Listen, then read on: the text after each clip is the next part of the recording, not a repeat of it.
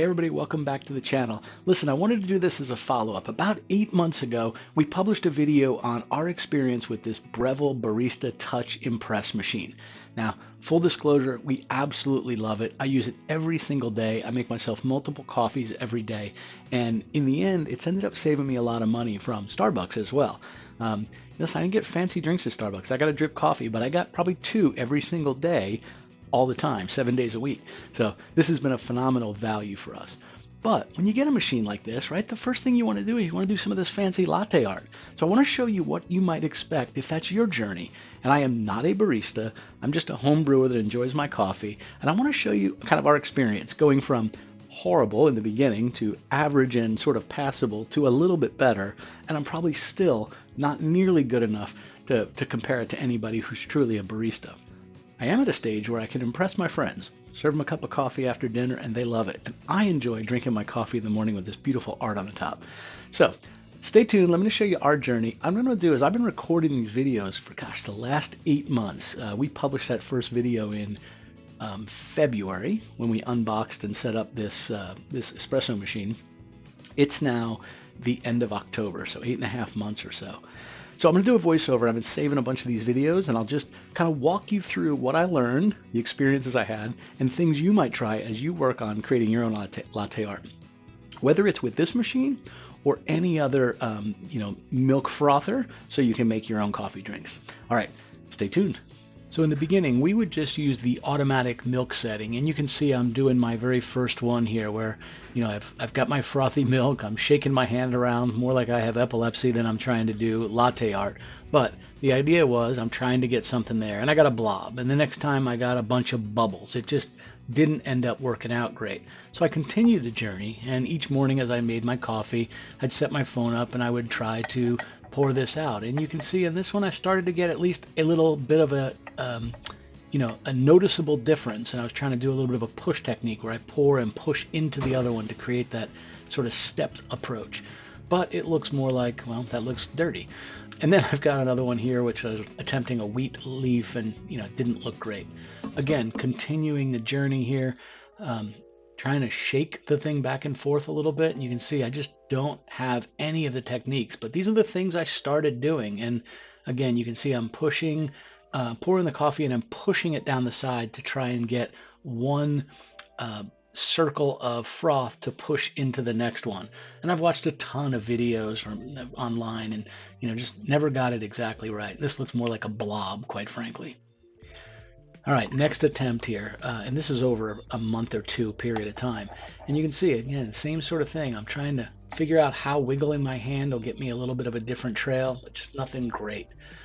Again, man, had a bit of a form, but a lot of bubbles in it, just wasn't looking wonderful. And the next one, we try another attempt. And again, I'm doing the automatic setting on milk here most of the time. And this one started looking a little better. I noticed it was a bit frothy. I had high hopes. But yeah, I don't know. Maybe it's a leaf if you squint your eye. You just can't really see it too good. It was the first one I was impressed with. And then I got another one with definitive lines. So starting to get it, but just not really presentable. Again, a little bit of pour and then that push in. You see how it's starting to push that one dot into the next. And I was going to try and do a line right through them so that I could form, again, a bit of a wheat leaf, if you will. And that's where the pour here goes straight down the side of it. And yeah, just didn't have a whole lot. And again, the bubbles in it doesn't look all that great either. All right, one more attempt. Let's give this one a shot, see how we're doing. And we get a nice pour going. We got a good push going in. We're pushing the next one. Is it going to be okay? I'm still in my bad section, so I'm guessing not really. But you can see that even as bad as they are, they're improving from one to the next. And it took a lot of time to do this. You did a heart. Look, we'll do it right in the video so people can see it. Awesome. All right, pour it in there. If you pour it from up high, it'll go below it and the heart will still stay there. So now there's got the foam in there. You can draw something with it now.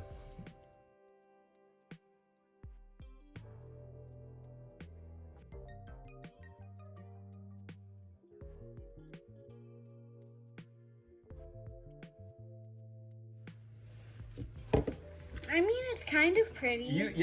Well, you did the heart just like I did, and then at the end it sort of turned into a blob thing, just like I always do. Yeah. Where I try it. But look, I made the little... Yeah, you got little lines in there, huh? Yeah. You're a little more artistic than I am at this. I've been doing this is like the 30th one I've done. This is the first one you've ever done. So over time, we did start getting better, though it's not really obvious in this image. Again, you can start to see the lines. We're getting some definitive lines between the dark brown and the white. And we're starting another pour here. Let's see how this one comes about. This is in my grouping of photos that I called average. I guess it meant you were able to start to notice what it was supposed to be. Oh, man. You know, look, it's a bit of a wheat leaf. Sorry, the glare was a little tough to see there. Again, creating the blob itself and then using the pitcher to pour the froth and then take a line and draw right through it, which kind of draws the stuff together, and apparently it didn't look good, and I gave up and dumped it on top. All right, next attempt.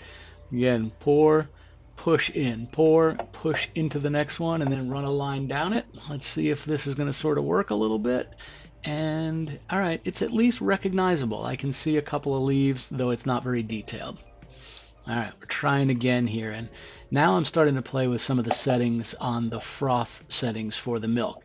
I'm trying to get it to where it's a little bit more frothy, so it sits on top but not so bubbly. Now here's an example where we've pushed it through on 3 different blobs and then ran a line through it. So it was okay, but not great. All right, next one. Again, incorporating the milk into the coffee drink, starting with our milk froth and then pouring and pushing down the next one.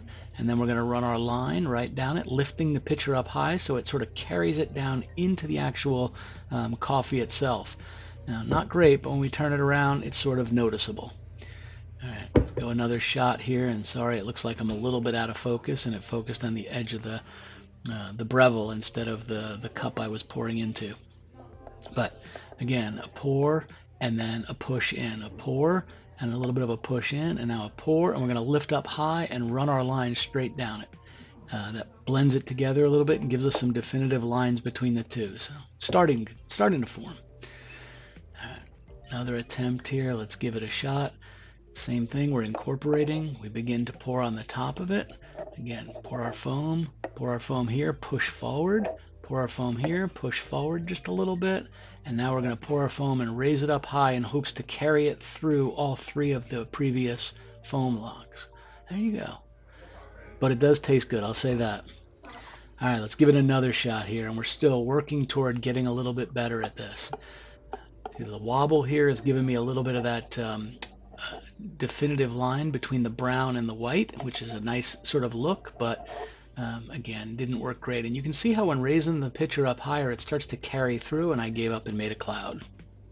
All right, we're going to start another one, and you can see I'm incorporating by moving the pitcher around high, then I bring it a little lower to form what I need to. Pour again, and then raise the glass and try to skim the 2 together. Getting a little bit better, and you can start to see I'm beginning to get some shapes. A little flower, a little wheat flower here. It's getting better, but I'm realizing I can't get the milk the way I need to, so I'm going to have to revise what I'm doing and not use the automatic settings. I tried doing the milk manually now.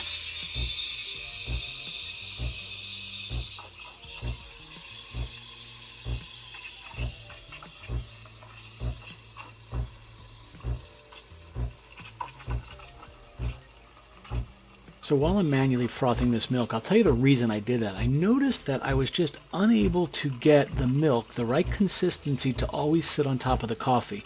And I played with this for a long time, probably doing my coffee every day, a couple times a day, over a month. And I got to the point where the milk felt a little bit better. I would fill it up to just between the 2 lines in the little milk pitcher, and I would froth it until it got up fairly high, almost until the swirl was taking it toward the edge of the spout and it would overflow. And then I'd lower the pitcher down, lower the spout down into the milk, let it continue to run to get some of those bigger air bubbles out. Then I would tap it on the counter before I would pour.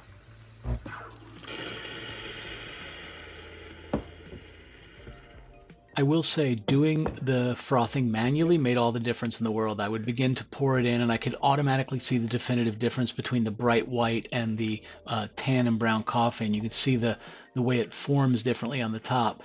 Even here, certainly not great. I'm still in my stages of beginning to get this thing defined, but they're starting to look a little bit better. I like the lines between the wheat there. As we continue on to the next one, oftentimes I'd set my phone up on the top of the dish rack over the sink, and then I would begin to pour into the sink. Again, pour and push down into the next design, and then raise the pitcher and pour to get that definitive line. And now I can sort of see a definitive wheat leaf here. It's looking better. All right.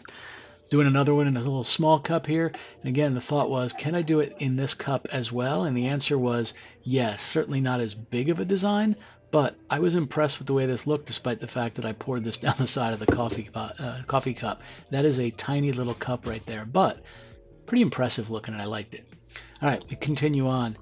Again, you'll notice I'm going kind of slow right here. The idea is I just want to let this really incorporate and try and get a single uniform color across the top before I begin to lower my pot and form this so that the definitive white looks good up against the tan or brown backdrop of the coffee. And you can see, again, going nice and slow on each of these pours, and then again raising up my pitcher as I pour this line right through it. The idea being it's going to go ahead and form a nice blend of each of these together. So let's take a look at what this looks like, and you can tell I slowed this one down just to be able to show what the final result was. And in the end, that one looks good. I was really impressed. Getting better. All right, do the next one here. Again, pour and push forward. Pour, push forward, and then pour and raise the pitcher and run a line down through it, and then you can see the result here. Begins to truly look like the stem of this flour or wheat. Passable. I'm impressed. Start to go through the next one again, very similar. Incorporate first, lower the pitcher closer to the milk, shake back and forth a little bit. This one's looking a little iffy, but we start to see, again, I like the line differences, the brown and the tan and the white, even though the leaf did not form great. And over time I kept practicing, and these started looking a lot better with definitive lines between the leaves. This one looked more like a butt, though it was supposed to be a heart, so I put it upside down that way. This one sat for a few moments, and you saw the bubbles pop, but again, looks good. They're starting to really get better, and you can notice the difference in the definitive lines between the white and the brown and the tan. Again, this one's a little blurred, but I really like those lines between it. All of a sudden now I'm feeling pretty good about these, and they're presentable. When I serve this to a friend after dinner, it's impressive at first. And even when it's myself at 5:30 in the morning and I'm pouring my coffee before I go take my walk, I love it. Well, I hope you enjoyed that little sort of journey of 10 months of latte art. Am I great at it? No, absolutely not. But it's passable. And every day, if I make one of these at the end of the week, let's say I've made somewhere in the neighborhood of 15 cappuccinos or lattes. Of that 15, maybe 10 or 12 of them look pretty impressive, and I'm okay with that. So for me, it's kind of cool. It's a bit of a novelty thing. And listen, anything we ever do, we want to be able to do it well. So I feel good about the fact that I can do it. I hope you all go through this journey and you try it if you get one of these.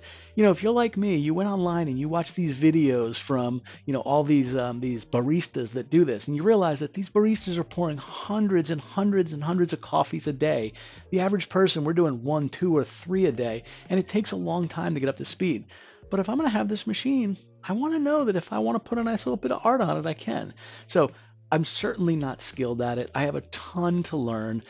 There's all kinds of designs I have not tried. I keep doing this wheat design because, frankly, that seems to be the motion that my hand is sort of used to at this point. It's like muscle memory. So once I get even better at this, I'll start working on the next ones. But I hope you enjoyed this. I'll see you all next week. Bye now. Hey, enjoy your coffee. Oh, good. Hey, you're still here. Listen, we also do videos on our Pit Boss Pro Series smoker and down here on our Blackstone flat top. You can check any of those out as well. Thanks, y'all.